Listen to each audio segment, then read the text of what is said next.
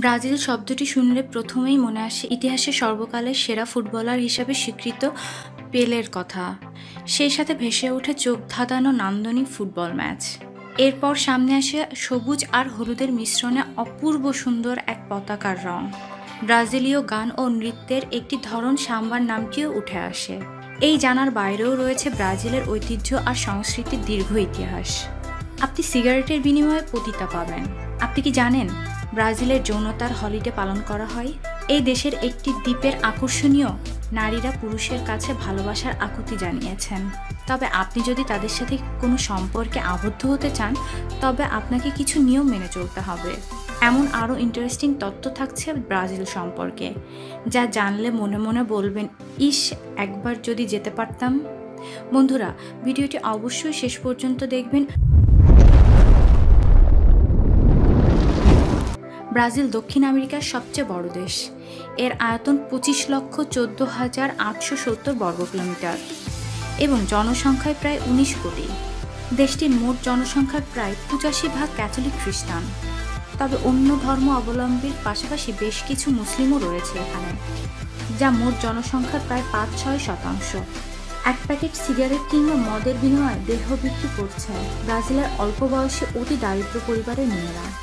এসব মেয়ে দেহ বিক্রয়ের বিনিময়ে পাওয়া সিগারেট, মদকে ব্যবহার করে ক্ষুধা নিবারণের জন্য।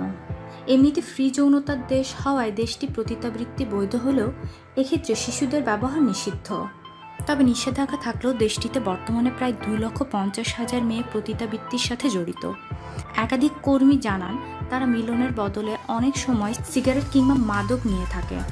ব্রাজিলের সুন্দরী মেয়েদের উপত্যকাটির নাম নবি আদো কর। এই উপত্যকা নারীরাই নাকি ব্রাজিলের সবচেয়ে আকর্ষণীয় নারী। আর এই আকর্ষণীয় নারীরা ভালোবাসার আকুতি জানিয়েছেন।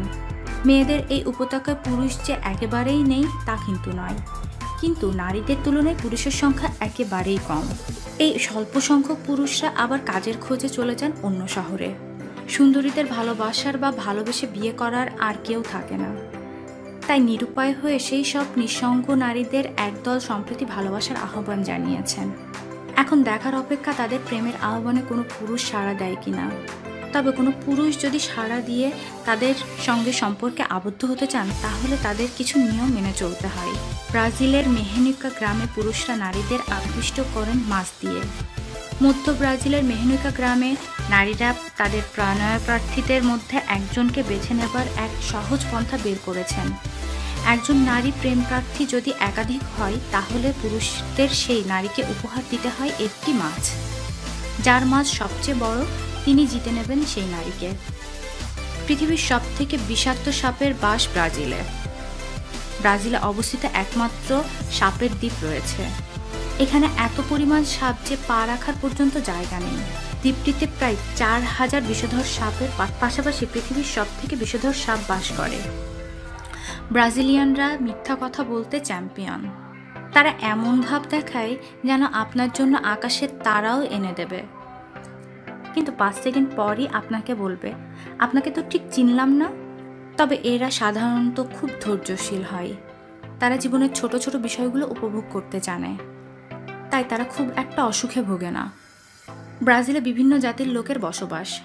মিশ্র সংস্কৃতির দেশ হলেও তারা তাদের নিজস্ব সংস্কৃতি ও রাজনীতি ধরে রেখেছেন।